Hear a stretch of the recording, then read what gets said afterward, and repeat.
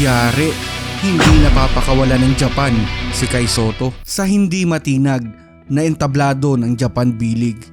Patuloy ang walang habas na paghahari ni Kai Sotto, isang higanteng walang awang dumudurog sa mga katunggaling western import. Aninag sa kanyang mga mata ang pagnanais na manalo sa bawat dunk, block at puntos.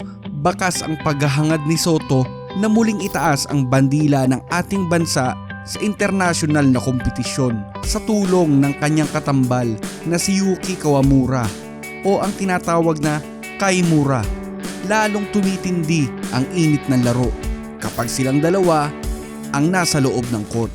Asahan mo na isang dunk fest ang magaganap at tila walang sino man ang makapipigil sa kanilang pag-arangkada. Tila mga alon sa karagatan ang mga hamon na sinusuong ni Kai at ng kanyang kupunan.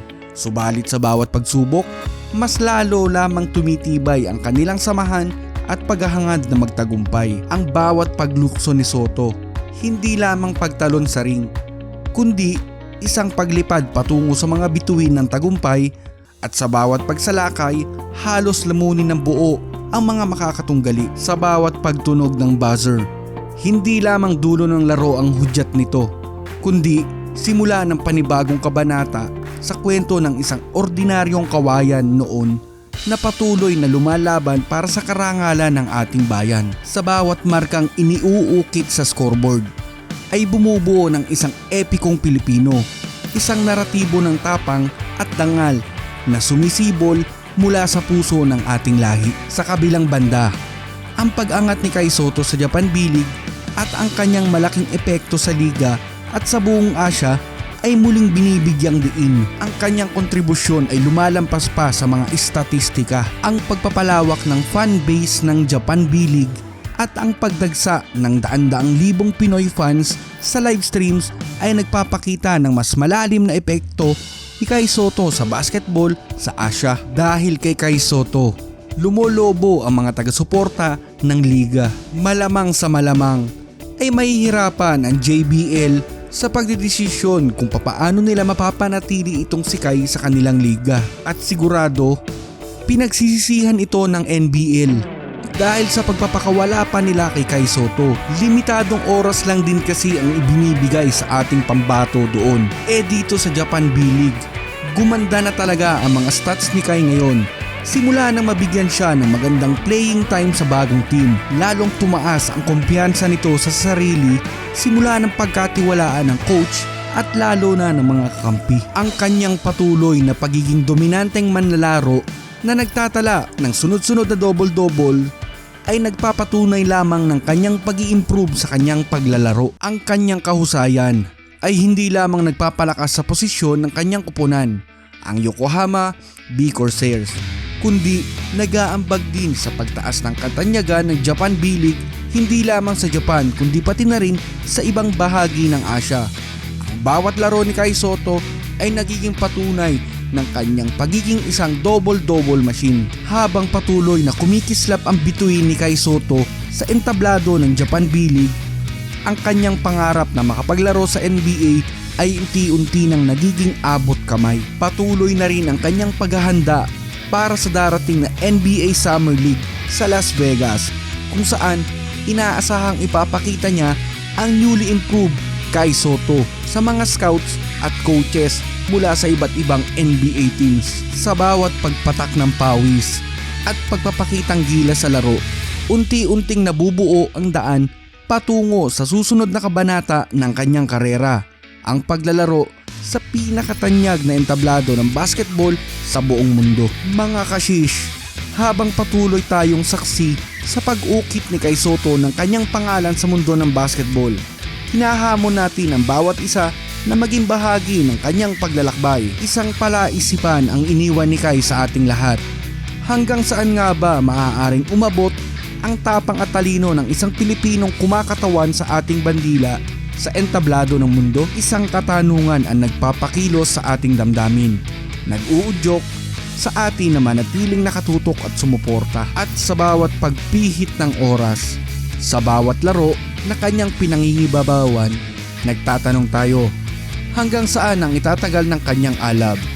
hanggang saan ang ilalatag ng kanyang mga yapak sa larangan ng basketball. Isang misteryo ang kasama nating binubunyag. Isang kwento ng pagpupunyagi na ating sabay-sabay na binabaybay. Kaya't manatili, makiisa at patuloy na magbantay sa susunod na kabanata ng ating bayaning patuloy na lumilipad at sumusungkit na mga bituin para sa karangalan ng Pilipinas. Huwag po ninyong palagpasin ang bawat yugto ng kanyang kwento, kung saan ang bawat pagsalang ni Kai Sotto sa court ay isang paahina sa epikong Pilipinong ating sama-samang binubuo. So, welcome po mga kashish sa ating komentary. Pwede po ang lahat na magbigay ng sarili po nilang opinyon patungkol sa idol nating si Kai Sotto. Pagkwentuhan po natin ang patuloy na pagdodominate ni Kai sa liga ng Japan B-League. Kayo po, ano sa palagay ninyo?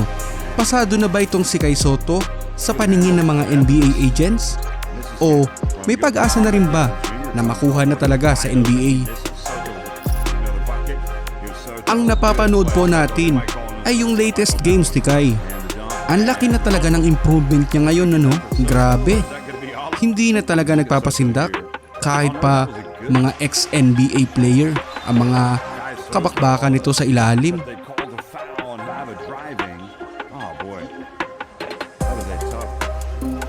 Ito, kagaya nito, ex-NBA player pero hindi umubra kay Kai. Ilang na ilang sa mga galamay ni Kaiju. Ang ganda talaga ng tandem ng Kaimura, ano po? Alam na talaga nila sa isa't isa ang mga play. Pero sa ngayon, medyo huli na ng mga team ang ganyang play nila. Kaya medyo nag-adjust na ang coach. Pati si Kai at Kawamura nag-adjust na din. Pero hanggat makakakita pa sila ng tsansa, malamang dunk fest na naman yan.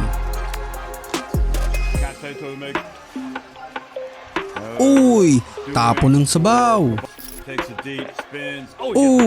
Isa pa. Tapon din. Ito yung naging highlight nung nakaraan. Talagang binaon sa limot ang pagbutata, ano? Talagang ipinahiya ni Kai. Lakas na din talaga dumipensa nitong batang ito. Pansin ko lang din po sa kanya, ano po? Nag-improve na din talaga ang agility nito. Talagang maliksi na rin talaga ang batang ito. Medyo nakakahabol na din siya ngayon. Talaga, tsaka nakakadepensa na ng maayos. Laki na talaga ng improvement ni Kai.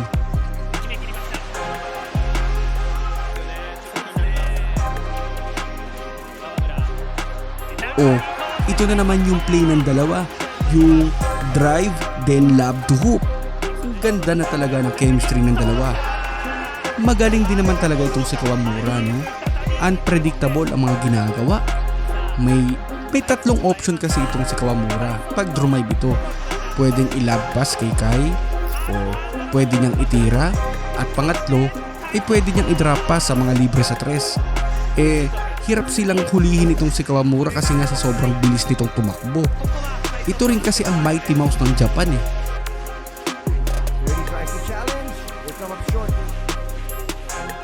Uy, gandang pasa ni Kai.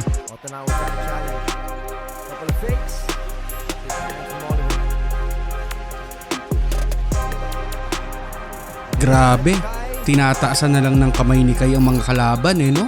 Konting-konti na rin eh. Abot na ni Kai yung ring. Walang ka-effort si Kai sa ginagawa niya. Si Kai Sotto din kasi ngayon ang tinaguri ang double-double machine. Maraming laro na talaga ang nagawa ni Kai na may double-double figure. Magpatuloy lang talaga ang magandang performance nito eh. Talagang makukuha na nito ang pangarap nating lahat na makalaro si Kai sa NBA.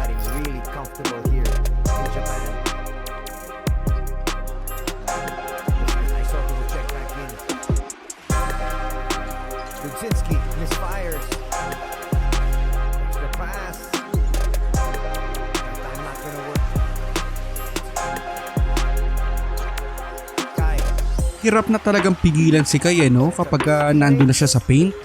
Hirap na talaga ang mga kalaban. You know, parang ginawang bata lang ni Kai yung isa.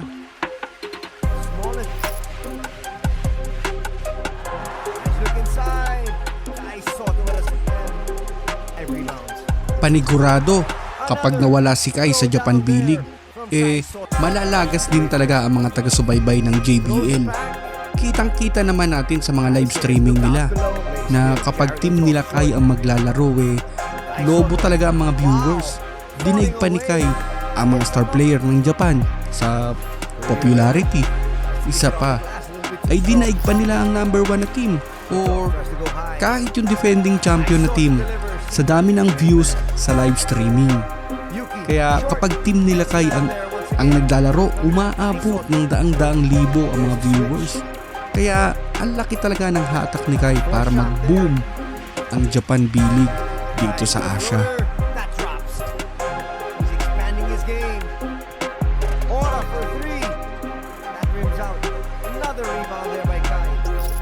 So, ito naman po ang mga laro ni Kai sa NBL noon para makompare po natin kung paano ba siya maglaro doon at yung ngayon dito sa Japan B-League. Malakas din naman talaga na si Kai noon pa kahit doon sa NBL.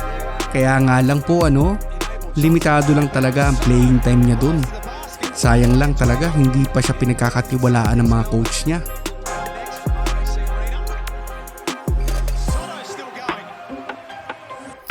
Pero sigurado po ako na pinagsisisihan talaga to ng NBL na pinakawalang panila si Kai noon.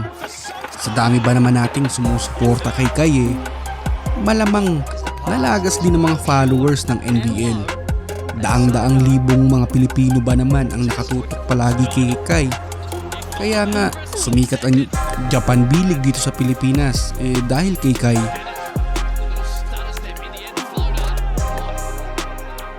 Paborito talaga ni Kai yung mga ganong labas. Kaya talagang perfect niya na yung mga ganong tira. Paborito na pala talaga ni Kai yung dati pa. Ano po sa palagay ninyo kung maglalaro si Kai ngayon sa NBL? Madodominate niya kaya yung NBL sa ngayon kagaya ng Japan B-League? Kasi kung ako yung tatanungin, oo, kaya niyang i-dominate yung NBL sa ngayon. Basta bibigyan lang siya ng magandang playing time ng coach at pagkakatiwalaan lang talaga si Kai. Siguradong tataas ang kumpiyansa lalo ni Kai at siguradong magpapakita ito ng mga hindi pa nila nakikita noon. Top na sabaw! Dito kayang-kaya rin naman pala talaga ni Kai bumutata ng malala.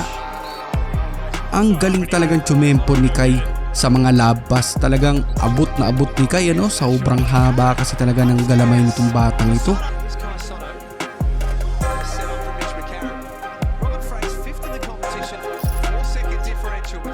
Halos lahat ng shoot dito ni Kai talagang labas.